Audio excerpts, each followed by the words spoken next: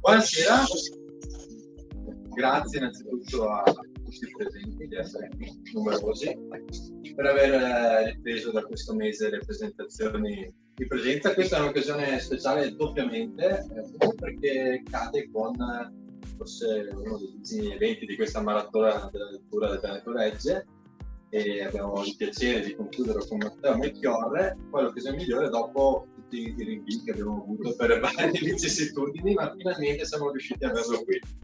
Allora, insieme a Donna Rosa Tonin parleremo con Matteo del suo ultimo romanzo, Luca, e siamo sempre un po' orgogliosi quando qui vicina ci offre scrittori di presenza.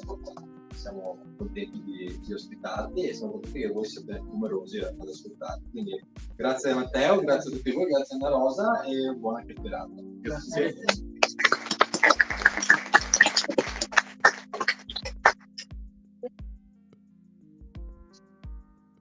Io non farò molto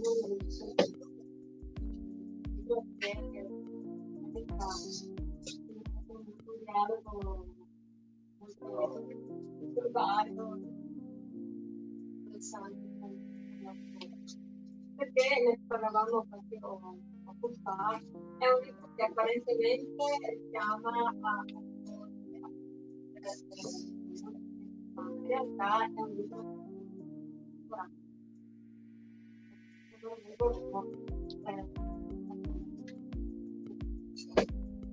però volevo farti una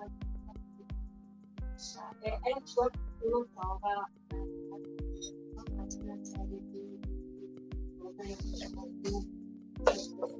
realtà si ricollega molto alle cose che c'è ancora una parte di ricerca di ecco, quest'opera a distanza di qualche mese dalla sua uscita sta dal pubblico della critica. Come ti senti tu come autore una volta terminato questo corso di scrittura e adesso già diciamo un po' di spunto da parte lo stato d'animo, diciamo, durante la scrittura di quest'opera è come le cose che aspettate e adesso rispetto a qualche mese per scrivere come rispetto al periodo di risposta. Queste ultime domande, queste ultime sono quasi di non rispondere alla prima, che la prima domanda era quella relativa un po' al discorso del genere, no? E poi lei, per dire qua dietro, per scrivere una parte di copertina è sempre un'opera difficile scrivere.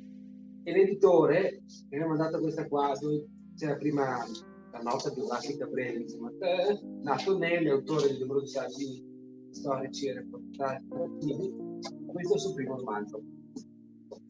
E quando mi ha mandato questa prova, gli ho detto, no, e questo non è il primo romanzo, ma che scherziamo? E gli ho detto, la via di Schiavelli cos'è? La via di Schiavelli è un romanzo, cioè io a tutti gli effetti ho detto è un romanzo.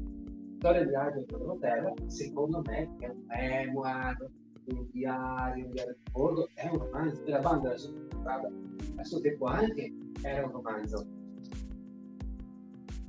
E io ho detto no, aspetta, e ha corretto il tiro dicendo questo è il suo primo romanzo pubblicato da Einaudi.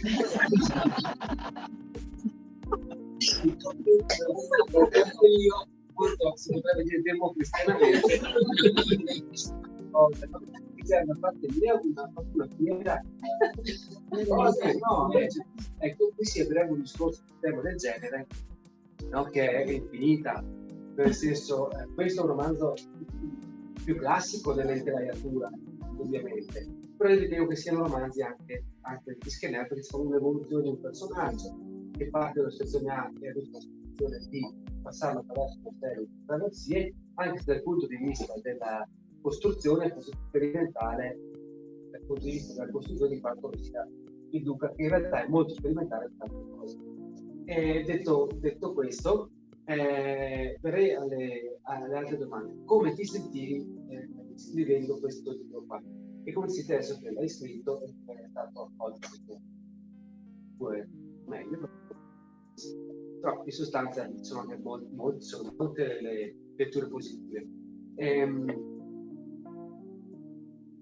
Mi ricordo bene come stavo quando ho iniziato, quando è stata l'idea di mettere su un po' di proposta. Ed era un momento in cui avevo l'impressione, poniamo che nel 2017, di aver quasi chiuso un giro.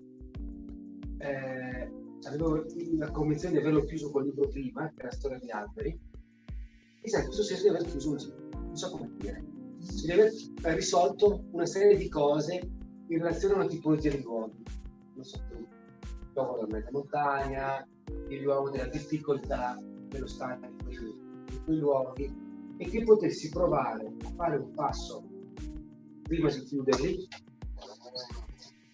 costruendo una storia che mi toccasse proprio la struttura intima, non più le cose legate alla sola struttura di quei luoghi. Si deve prendere un posto, in questo posto si chiama Arson piuttosto di la Men o Tomo piuttosto di Celarda, i luoghi del mio orizzonte quotidiano, ma creiamo una storia più grande che tocchi temi profondi e strutturali all'interno di questi luoghi, ma però astraendolo completamente da questi luoghi. E quindi c'era proprio un senso di andare a fondo, cioè c'è un positivo, c'è un'esplorazione proprio di discesa in profondità, c'era sempre questo senso, e sempre dentro al momento della scrittura qualcosa di particolarmente vivo, proprio di particolarmente vivo. E questo è anche il motivo per cui il libro è andato anche un po' per le lunghe nella stesura, non che per le lunghe troppo, il tempo è voluto, insomma.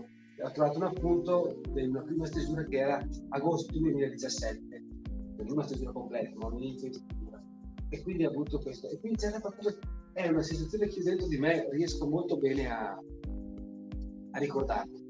Cosa scrivere non è molto, il senso di aver trovato un posto, un equilibrio, una chiave di lettura giusta, era un po' una situazione in cui si trova il Luca quando inizia il libro, non quando finisce. Io ero convinto di trovarmi una posizione in cui si sarebbe trovato Luca alla fine del libro, invece no, io trovavo una posizione in cui Luca stava all'inizio, perché è molto meno molto più consolare, ma non lo so, adesso non voglio dire troppo, però così. E adesso ci sono la situazione doppia,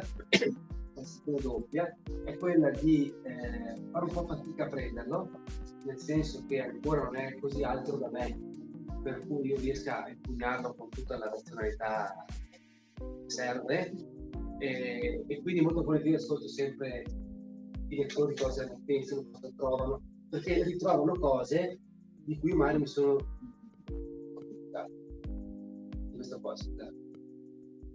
Per conoscere il tema, facciamo una specie di percorso.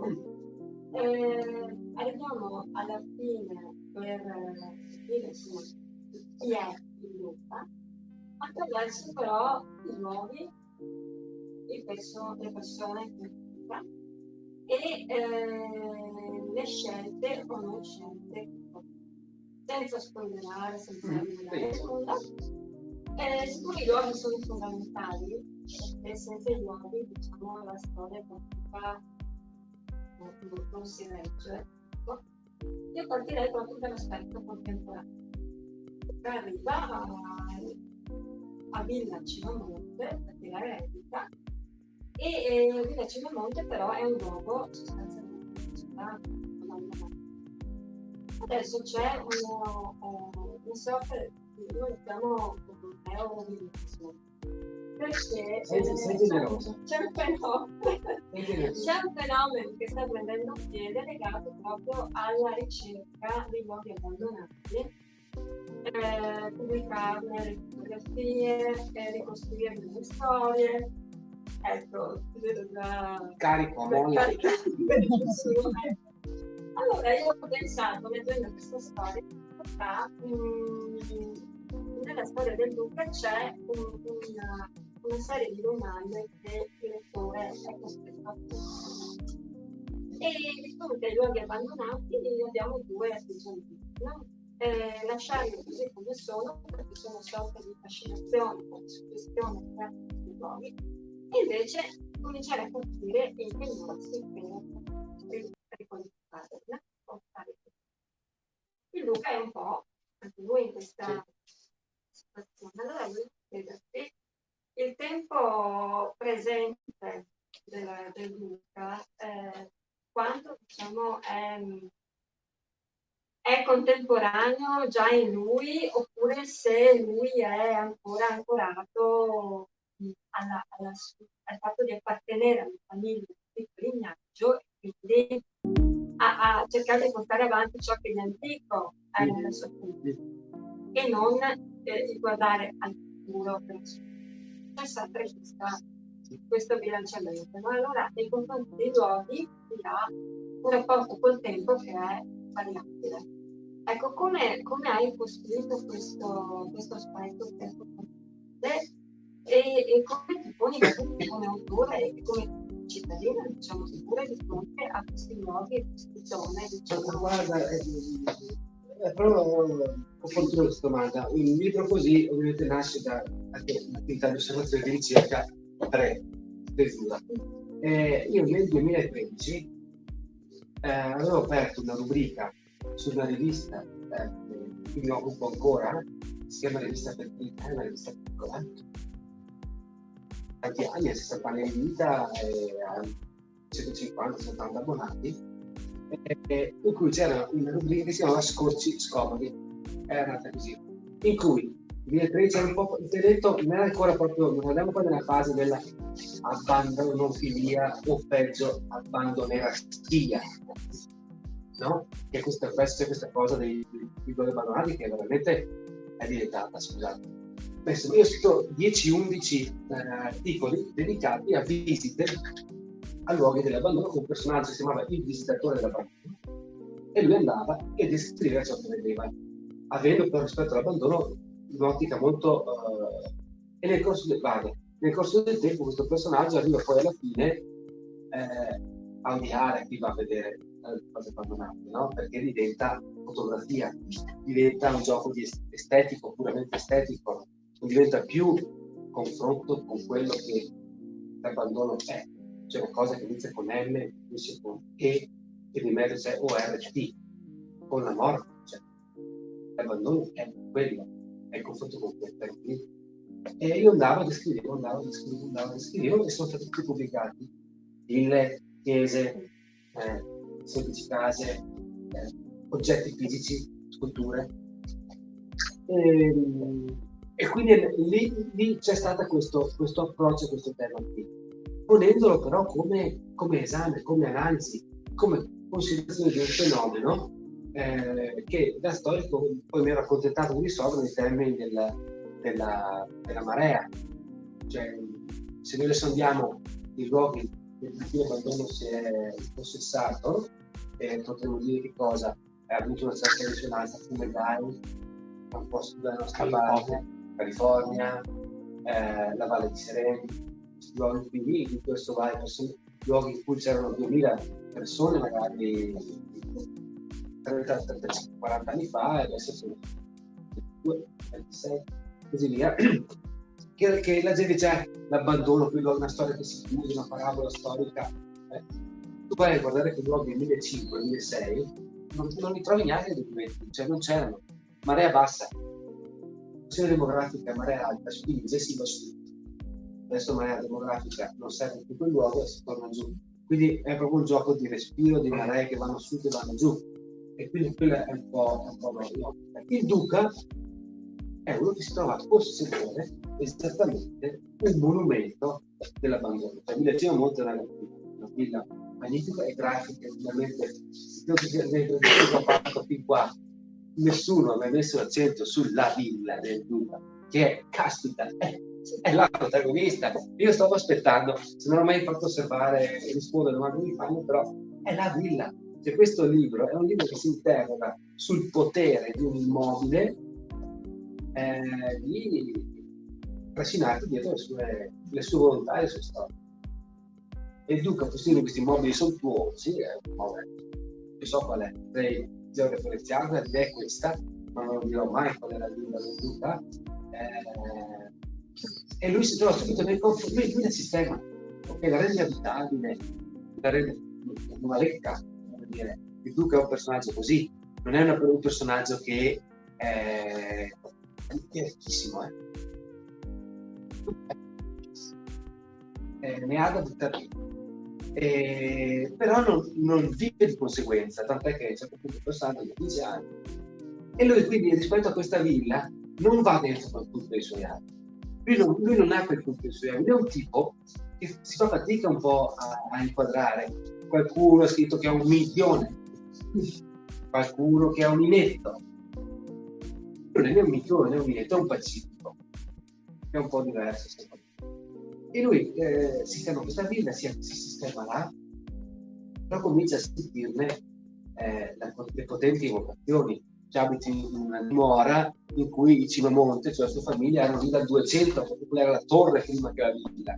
Poi è diventato un paesino di caccia, poi nel 600 l'hanno modificata in una maniera, nel 700 è stata allargata ancora, intorno ci sono i rustici, c'è la cappella di San Rocco intorno, la casa del Gastaldo là davanti, è tutto un piccolo reame, lui dice, che lui governa. È un reame in cui però lui si confronta quotidianamente con l'abbandono. È un abbandono duplice, è l'abbandono della villa in quanto abbandono di un sistema sociale, economico, storico, culturale che è andato a vigere, non c'è più il motivo per cui una villa centro aziendale, agricolo abbia senso, no? Infatti o diventano dei ristoranti, o diventano luoghi di visita, o diventano spazi positivi, o diventano dimore estive per le famiglie importanti che stanno per lo più in altri luoghi nel corso dell'anno, sono 10 giorni, oppure vanno a Remengo. E quello del Duca tiene a Remengo per lui si assiste e si trova lì, e lui lì ha l'illusione di arrivare in un momento, in uno spazio, in un luogo in cui il tempo non esiste. Questo, e io per dare l'illusione al lettore di essere in questa dimensione in cui il tempo non esiste, non ho messo dentro il cellulare, che è una cosa che mi chiedono, ma perché non c'è il cellulare in questo libro? Ma lo sai che me l'hai chiesto, ma con un PC? Ma che mondo è? Ma che contemporaneo ci descrivi? Un contemporaneo in cui non c'è un cellulare, non ci stai descrivendo il contemporaneo se non ci metti dentro queste cose. E voi cercate di dire, no, io ho cercato proprio di provare a raccontarmi il contemporaneo per fare un po' la provocazione di dire, siamo sicuri che il contemporaneo sia soltanto gli strumenti che noi utilizziamo o che non perpetui comunque dentro il contemporaneo e con quegli strumenti fondamentali anche qualcos'altro di più durevole, di più duraturo, che si tira in quadra, pesi, che magari noi non sappiamo ancora, ma nel caso del Duca, paghiamo cose che vengono magari dal 600, dal 700. Quindi il rapporto con la padrona del Duca è un po' questo, mediato dalla villa e non ha il culto della novità. Quindi quando arriva dall'Organa, che è il paese in mezzo montagna, Duca, vabbè, anzi aveva avuto Palazzo Cimamonte, che era il palazzo che aveva in città, un palazzone enorme, ed era proprio opprimente perché era troppo, come si può dire, era troppo la pompa massima della sua famiglia dei Cimamonte, no? Era proprio un palazzo di città, era bello, questa grande città in cui la famiglia di Cimamonte ha avuto vescovi, ha avuto personaggi importanti, eccetera, eccetera. Lui quello lo vede e si va a ritirare da su a Valorgana dove c'è una città. E attenzione, non è che sia nulla è casuale. Voi direte, cosa si fa? Lo dicevo solo io. Cosa si fa una villa così in fondo alla Valfonna? È una villa così sulla pedemontana veneta, quella che è una veneta, nel Vicentino, nel Trevigiano, in cui un bel territorio di terra grassa offerto da Panoni ormai da 30 anni.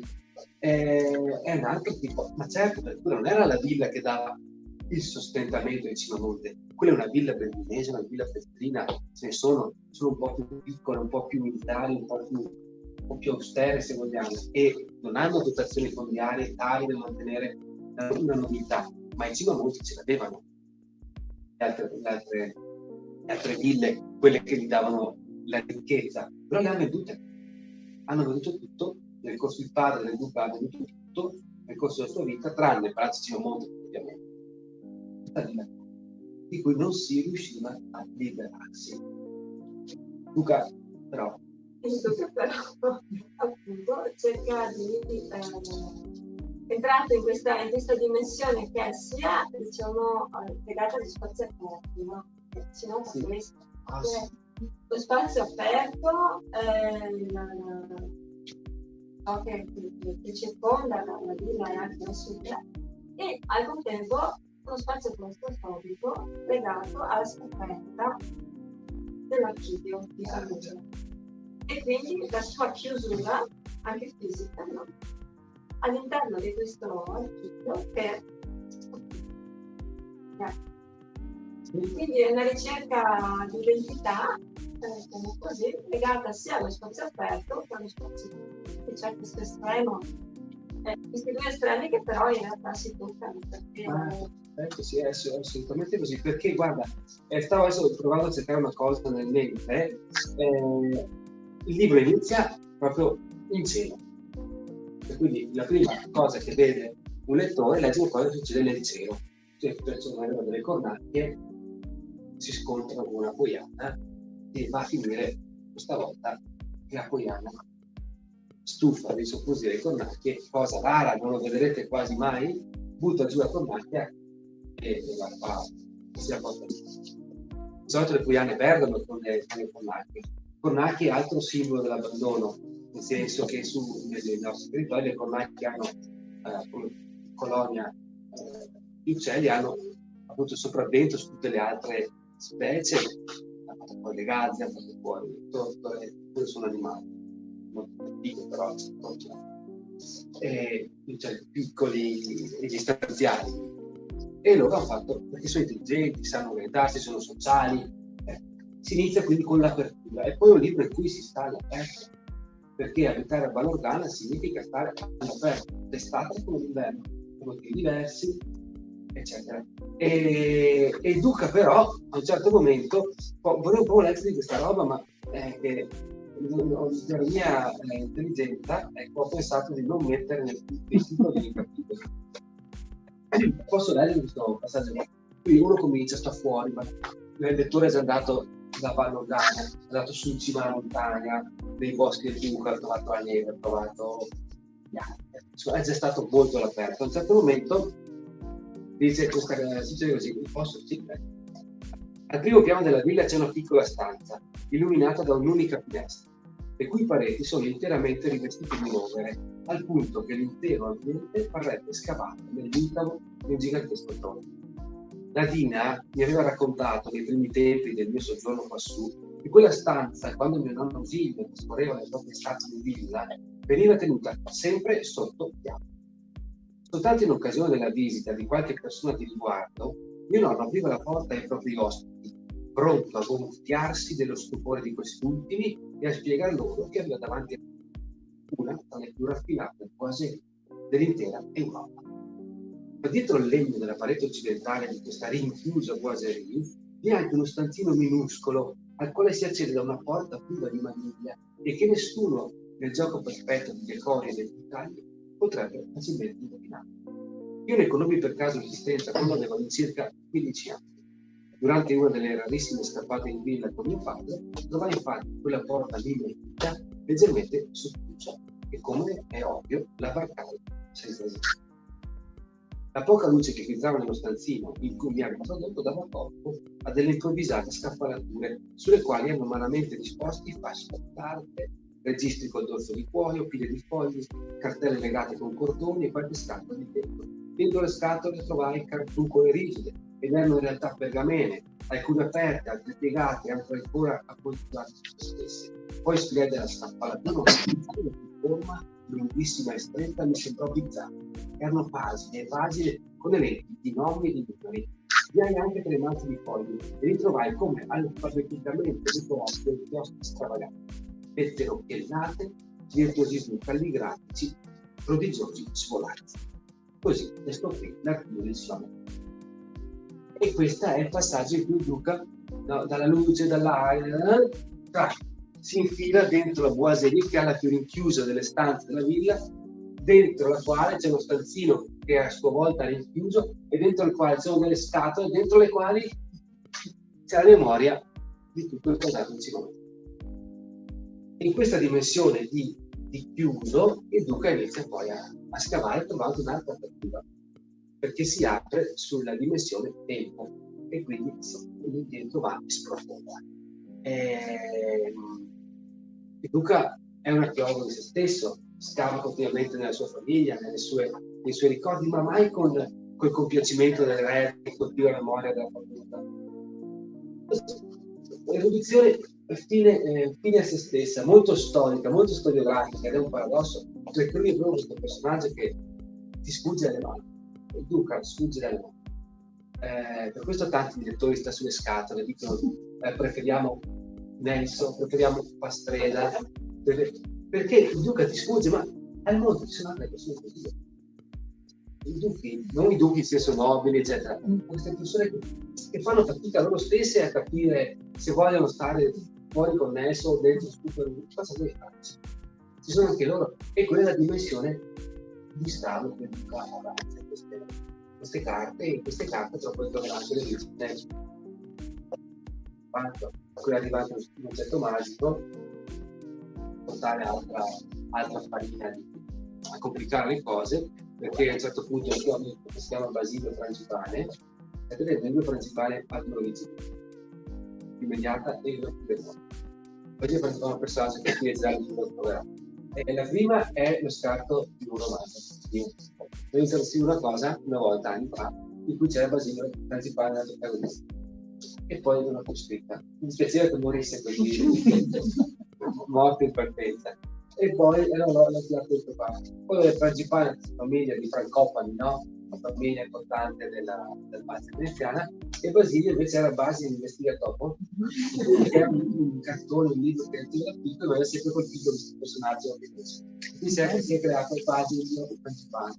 E Basilio Frangipane, come si dice, acclamato del mondo, un cittadino del mondo, specialmente amico che è un pezzetto di Valorgana, e lui viaggia, fa convegni. Basilio è quello che il Duca non è riuscito a essere, e viaggia di là, e nei suoi giri in giro per l'Europa e seguendo i suoi convegni a Vienna, ecco, uno dei primi quali scopre dove vanno solo a comprarsi così per passatempo, qualche centina, così trova un manoscritto, apre e vede scritto Cronica Cimamonti, abbandono il XIX, Uspedano, non mi ricordo più, e lo porta, lo compra, ovviamente lo regala al suo amico Luca. Ed è un libro di famiglia dove ce ne sono ovunque nell'Italia, delle Cinesi, in cui Cimamonte annotano varie cose che sono nella famiglia nel corso di e Luca fa l'esempio là. E lì comincia a avere il folle pensiero che il sangue c'è nelle sue vene. Sì. A questo proposito volevo dire un po' quello sia alla sangue, quindi alla ereditarietà di tutta una serie di istituzioni che mi ha ricordato naturalmente nel corso della storia del secondo, la chiesa di sangue spagnola, eccetera. Però dall'altro anche un modo di costruire i personaggi, perché hai dovuto costruire personaggi, hai scelto di costruire personaggi, diciamo, legati a un passato, molto passato, e invece personaggi con cui il Duca si confronta da vivente, ecco. Ci sono stati dei romanzi che ti hanno ispirato nella costruzione di sia quelli, diciamo, delle carte d'archivio, sia sono delle letture che hai fatto che ti hanno ispirato. Quelli delle carte d'archivio mi hanno ispirato le carte d'archivio. Tutti i personaggi che voi troverete interamente in questo libro di Giuseppe Cimamonte con un cognome diverso è nobile quegli anni lì che ha fatto lì il processo osservato in archivio, per leggere. Il Cristoforo Cimamonte invece sono degli anni che nel 1533 mette in riga gli abitanti di Valorgana perché non danno i locali di sottenuto di acqua in città, è un altro personaggio e così via. Il re Ioannes Antonio Cimamonti, 1412, 25 maggio, riceve dall'imperatore, dal re di Romagna, ancora Sigismondo, il titolo di conte. Quello è Ioannes Antonio Delidiario, è un nome berlinese che nel 5 maggio 1912 riceve il titolo di conte. Quindi li ho trovati lì i personaggi. Invece gli altri li ho trovati nel cerchio delle cose che ho visto. Ci sono personaggi che ho descritto. Ne sono solo uno che io ho descritto sovrapponendolo a un altro che ho letto nel mondo dei vincitori. Ecco, che è un libro che bisognerebbe, non so se si trova ancora, se il Gaudi sta ancora, però è un libro che dovrebbe essere ripreso, veramente conosciuto da tutti, il mondo dei vini. E lì proprio la descrizione degli ultimi, in questo caso del trafficato piemontese, basso piemontese, e via. È veramente arrivato. Ci sono alcuni personaggi, quando ad esempio il Duca va a trovare un altro importante del paese che è il prete, che è Donatiglio, e Donatiglio gli dice tutta una serie di cose su che dura, che era la vita una volta, e che mettevano sopra l'acqua delle patate che bollivano, mettevano un pane vecchio, perché col vapore almeno si rammolisse quel poco, se possibile, così morbido, che quella volta che sua sorellina piccola aveva avuto la tosse asinina, gli avevano messo, avevano preso un brombino piccolo, avevano messo dentro un po' di acqua, avevano messo dentro il topo morto, avevano fatto bollire, e finché è rimasta quell'acquetta spessa lì, hanno tolto il topo e gli aveva dato da bere a suo figlio, quindi passare la sorella, quindi passarsi la tosse asinina. Questo è Renelli. Queste sono le raccolte che abbiamo fatto Renelli. Gli altri sono personaggi che l'altro giorno che a Ferragosto, una sagra di andato, ho fatto la marcia e ho visto Castrella che a tutti è il personaggio di cui aver paura. Io l'ho vista. Quindi questi personaggi sono nel quotidiano, in realtà, dei luoghi in cui vari luoghi sono un po' rimontati, insomma, ecco. Quindi non c'è, se devo essere sincero, sul punto proprio di personaggi, una particolare dopo se mi dici che tipo di scrittori ho cercato di imparare, per provare a imparare come si scrivono i personaggi. Io mi sono confrontato tanto con Chekhov, perché per la descrizione dei personaggi Chekhov, e anche Parisi, no? E una volta a Parisi per Chekhov che dice che poco e non indugiare si può fare, nel senso devi descrivere il culo che sono un po' di guardi, bisogna mettere un po', no? E se non fai che non bisogna stare là proprio a far vedere ogni singolo aspetto di questo, bisogna in poche parole.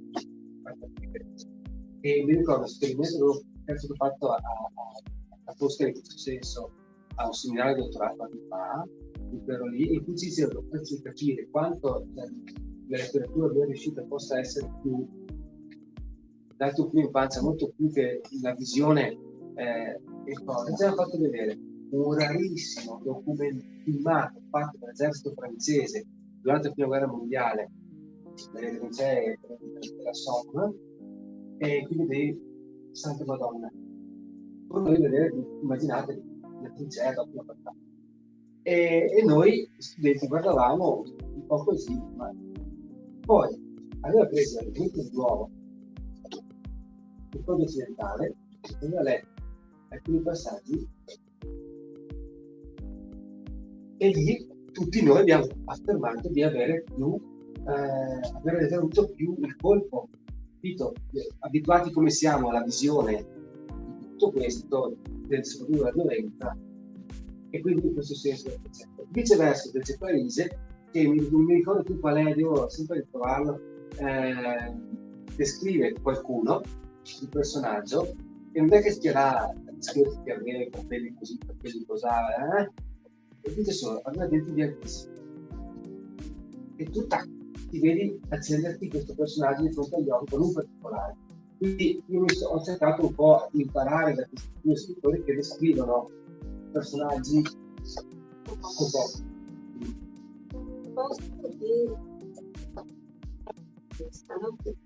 Senza antagonista le storie.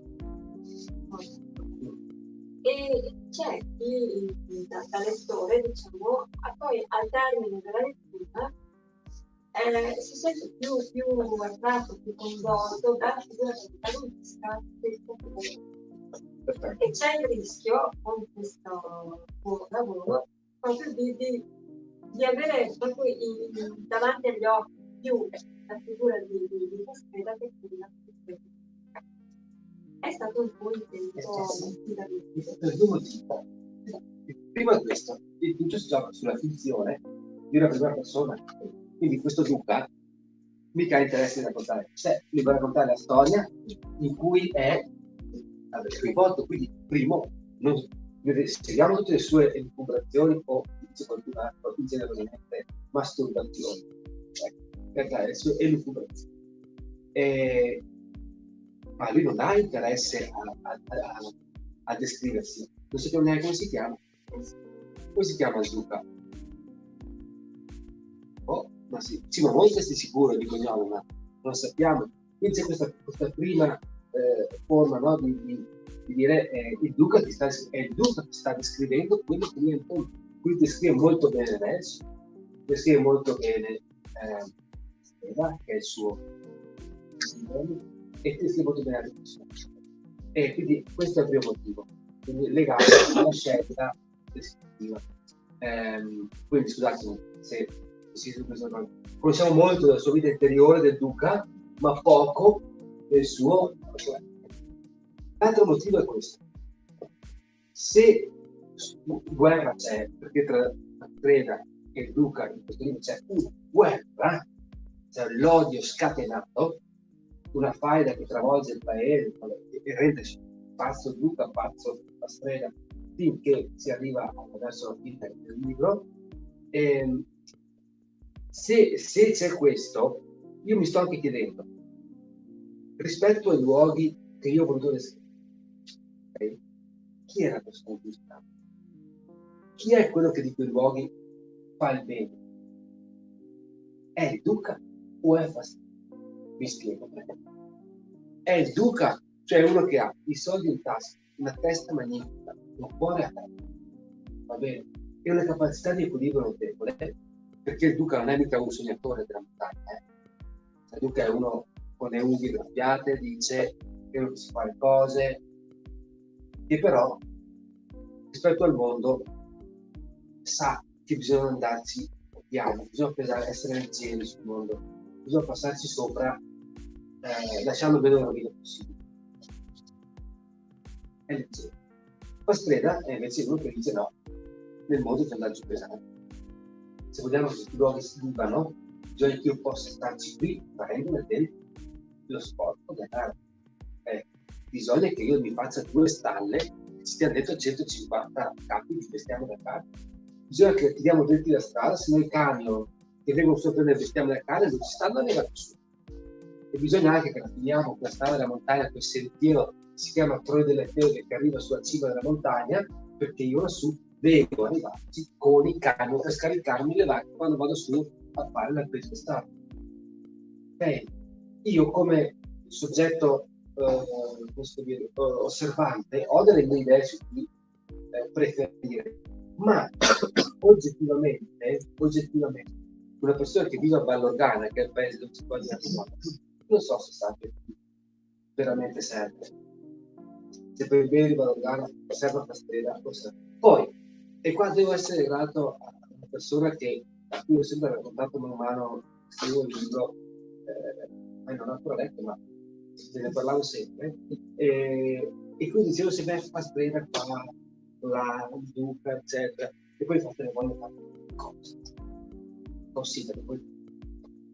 E mi diceva no, guarda che ha bisogno di umanità questa persona. E lei mi diceva, mi faceva sempre capire, quando raccontavo, adesso scrivo così. E dicevo, ma perché? C'è un'umanità in questo, no? E infatti effettivamente c'è un'umanità. Lui è pessimo perché chi leggerà il libro, chi la legge, chi la però dentro, e poi alla fine si capisce anche che stiamo zitti, per amor di Dio, non diciamo perché si capisce, ma è vero, ma si capisce poveretto.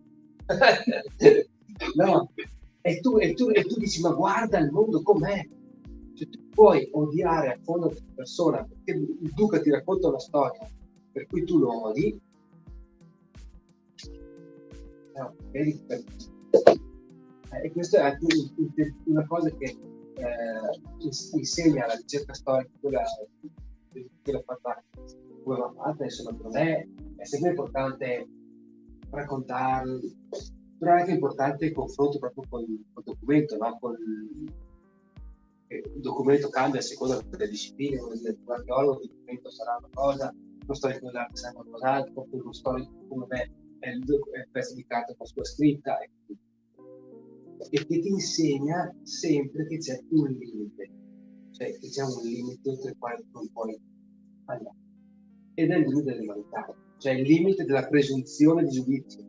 Tu storico non puoi esprimere il giudizio, perché tu non qualcosa ti sfuggirà sempre.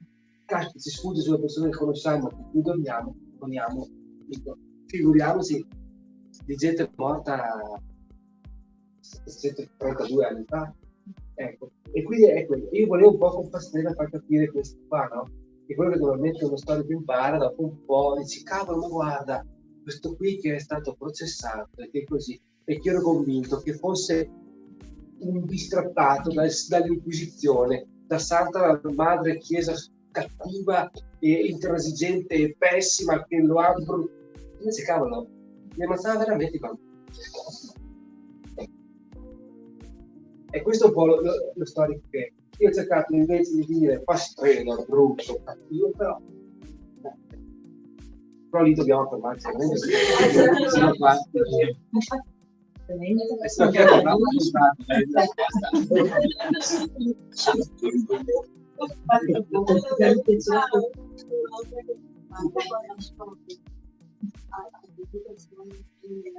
A proposito di estremi,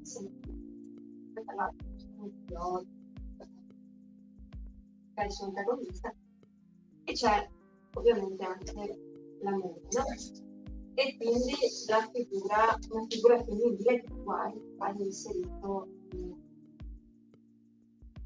senza dire cosa succede, ecco, dal tuo punto di vista proprio di autismo, come è nata la figura di Lidia? Questo lo posso Ecco, ok. Allora,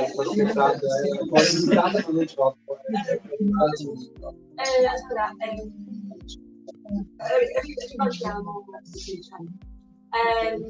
Ci sono anche altre figure femminili. Sì.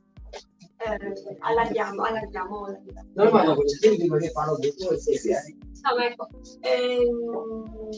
tu quando hai scritto questo libro hai diciamo, separato tutta la parte legata alle relazioni tra personaggi maschili e poi sei rivolto alla posizione di personaggi femminili o sei riuscito a farli interagire subito? Ma sono tutti insieme, pensando ovviamente alla caratterizzazione principale. I principali sono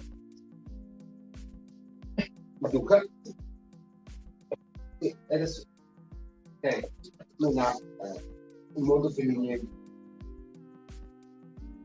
Pastrella, che ha un mondo femminile intorno, ma nella maniera in cui lo ha una persona di 70 anni cresciuta in un certo sistema. Ha la moglie. Nelson, che invece è uno che ha scelto di stare per sé. O forse capito? Noi sappiamo, nella storia di Nelson, noi non sappiamo Nelson, non fa figli, non ha nipoti. Forse ha una sorella che noi non lo sappiamo, cioè quello che io ho voluto fare in questo libro qua, no, è anche proprio dare l'idea di com'è nel paese. E la cosa bella è stato appunto c'è un passaggio che se lo ritrovassi potrebbe essere non stare troppo a trovarlo, in cui la Dina, che era governante del duca, no? Che non dorme la notte, eccetera, è quella che sa fare le genealogie, no? Mirabolanti, cioè che sa quella era quella volta là, e io ho assistito a dispute così, anche lunghissime, anche lunghe, mezze ore intere di persone. No, non era suo zio, lei era suo cugino. Lei era suo zio. No, state, allora, torna in via 8, la Luisa, la cosa che l'altro. E Piero, no! Okay, e si va avanti così, no? E tu non sai mai tutto in realtà. Tu ascoltatore, uomo del 2022, e senti queste persone che ti fanno, sai che devi cedere a un certo momento, quando fanno gli schemi, e io un po' volevo che fosse questo, tipo Nelson. Scusate. Libro, una donna di Nelson non c'è. E si resta un po' là così con questo punto di domanda che non è è un po' come, mentre da Lidia sappiamo qualcosa, che ha un figlio che è morto in montagna, giovane, 15 anni, da vacanze per tutto, però ogni volta che ne parla mi viene. E io ho cercato di mettere questa coralità, quindi i personaggi sono venuti fuori un po' insieme, e l'universo femminile è rimasto un po', come si può dire, tangente, no? Per questo motivo, perché i personaggi che conducono la storia sono diversi. Poi arriva Maria e entra dentro prepotentemente, e a un certo punto, in maniera che lei è un personaggio molto oscillante da tanti punti di vista, c'è un certo momento in cui si chiede, non capisce se è cresciuta in qualche bosco incartesimata dalla luna, dalle selve, così invece è dimorata costretta in qualche tempio di altari e cose di altissime, cioè perché non si riesce però gli occhi pagani. Maria ha questo, gli occhi pagani, ha questo aspetto che lo colpisce uno di questi occhi pagani,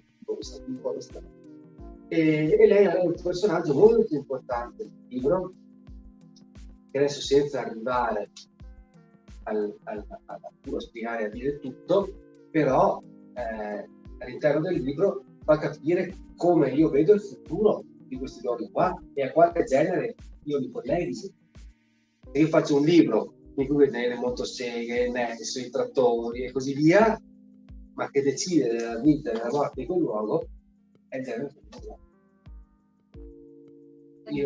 Si ricollega un po' anche la terra vista come mare. Sì, certo, assolutamente sì. Ma poi sì. La fonda molto su questa sì, infatti anche la montagna è fatto, sono tante visioni che portano su quella. Quindi credo di Maria dire questo. Dopo ovviamente ogni cosa sono stati figli, ecco, un personaggio che arriva e lascia il segno, sì, lascia il segno un po'. Allora io lascerei la parola a la mia domanda è che quando l'ho finito quest'estate l'ho bevuto, come ti ho detto, e complimenti per quello che fai. Complimenti per la lingua, voglio dire, non è facile, dicevo a Matteo, trovare oggi qualcuno che scrive in un italiano così. Ma c'è una domanda che mi sono fatta appena dopo aver finito il libro, ovvero è questa, la faccio breve. Per persone qui, molti li conoscono, perché sono questa sera Eros, per esempio, no? Gente che bene o male l'ambiente che tu descrivi l'abbiamo capito subito, cioè, dopo, no, esattamente no, ma insomma no, la situazione si capisce perché sono ambienti a noi vicini, no? Che conosciamo in qualche maniera, possiamo immaginarne questa faida poi. E quindi per noi magari la lettura è anche facilitata, a meno che ci immaginiamo. Ti volevo chiedere, tu ormai scrivi su un livello nazionale, i lettori invece, no, che magari provengono da zone o vivono in zone totalmente immaginabili, uno che vive a mare, per esempio, no, che vive vicino a Fiumicino, un posto no? Cioè, i lettori di altri ambienti, come hanno colto questa rappresentazione che fai della montagna, e come vedo da qualche parte in qualche recensione, non è quella idilliaca, oh, che bella la montagna, adesso è una cosa abbastanza cruda. Ecco, i lettori a parlare come hanno. Posso rispondere in 3 passaggi. Il primo passaggio è questo. Letto da una persona italissima, che quando ho visto che l'ha letto, e ho letto che l'aveva letto, e la recensione era pubblicata su Robinson, sono andato sulla mia libreria a cercare se quello Manuel si chiamava Alberto o no, non mi ricordavo più, era veramente Alberto Manuel, che ha letto il libro molto positivamente e si è rimasto a bocca aperta, perché Manuel è uno che è bibliofilo, coltissimo, il bibliofilo che ci vuole per una biblioteca fosse più bella, biblioteca privata proprio della terra, no? E lui è stato direttore della Biblioteca Nazionale di Buenos Aires. Era una persona che quando Borges è diventato cieco vedeva tutti i giorni leggere in un'ora.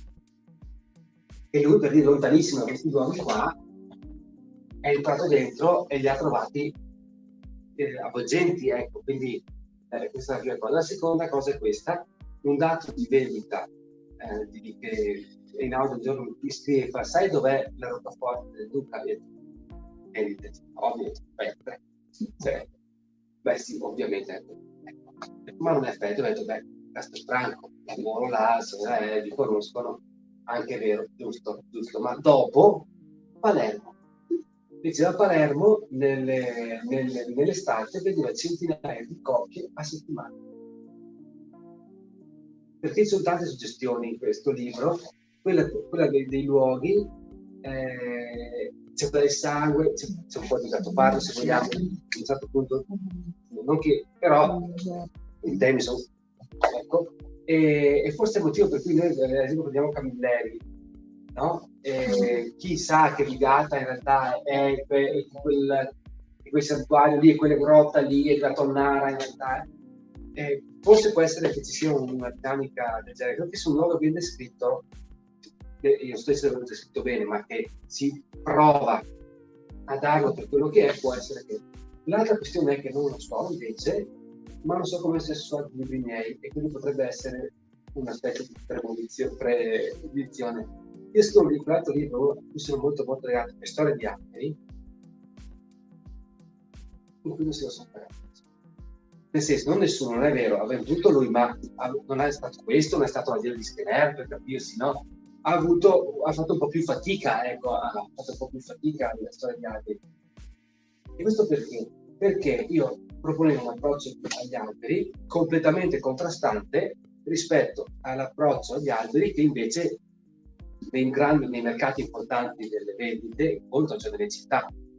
Cioè gli alberi, come raccontavo io la storia di alberi a Milano, non può andare bene, perché io stavo dicendo basta parlare degli alberi maestri, sapienti, cioè guardiamoci negli occhi, capiamo per quello che sono, non il mito, basta, ok? Quindi in questo senso ha toppato, perché quel tipo di lettore lì non ha capito, dice: ma questo chi è?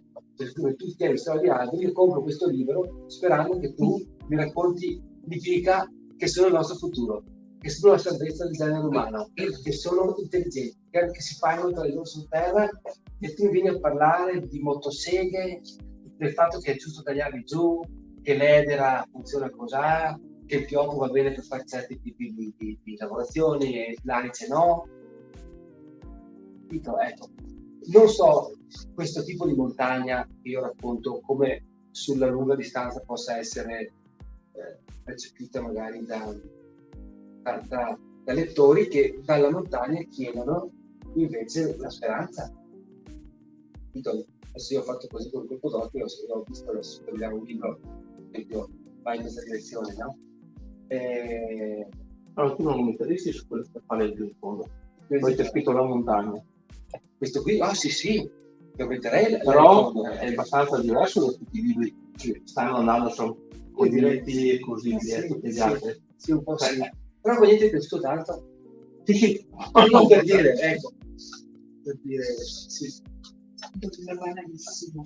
Quanto c'è di roba come la figura del tutto? Oh, io dico sempre, non il conto in banca. Siccome mi è venuto in mente leggendo, sì, pensavo quanta identificazione ci potesse essere con le caratteristiche della persona.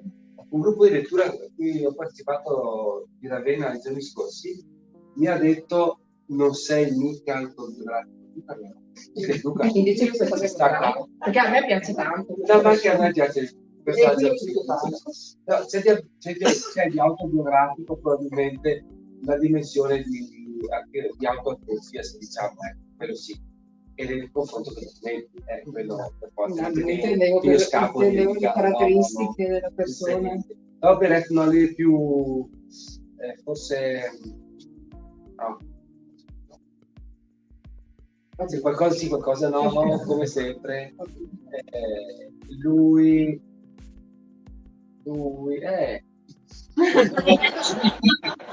penso che la differenza sia patrimoniale, sicuramente. Ma perché ti paghi quel libro? Non lo so, alcuni lettori proprio non me lo scrivono proprio parole. Perché proprio questa cosa, dell'ettitudine,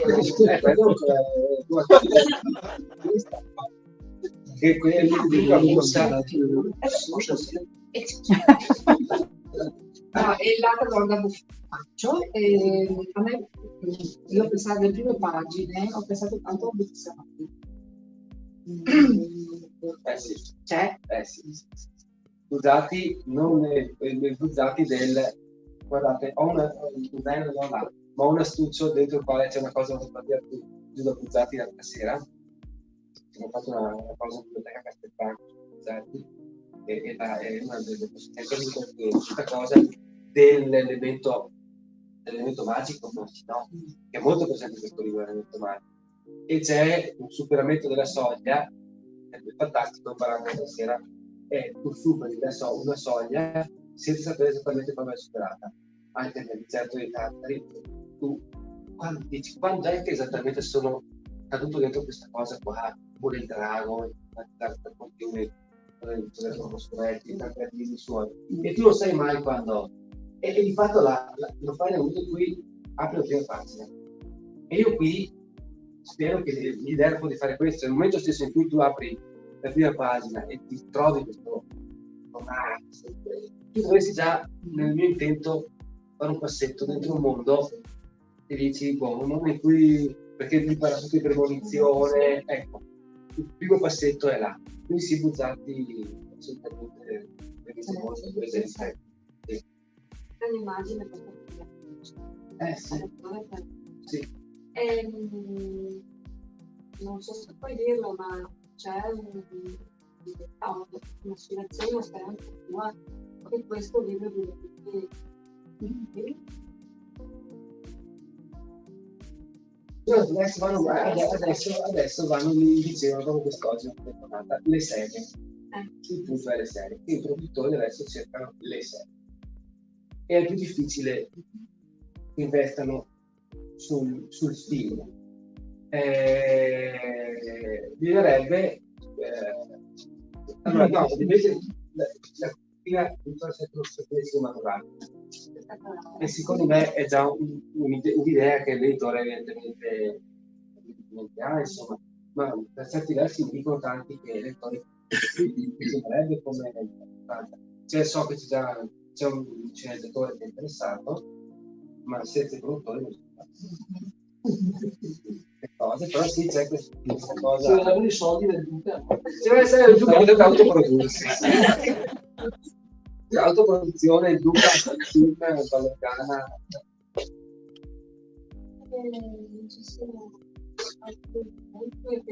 No, grazie a voi, peraltro. Aggiungo solo che se qualcuno ha letto, leggerà il Duca e gli piace e non ha letto la via scena, legga la via scena.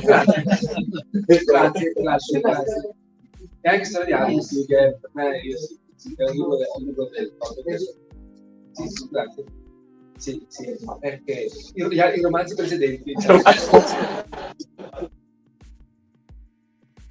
Grazie a tutti per essere qua. Lo dico perché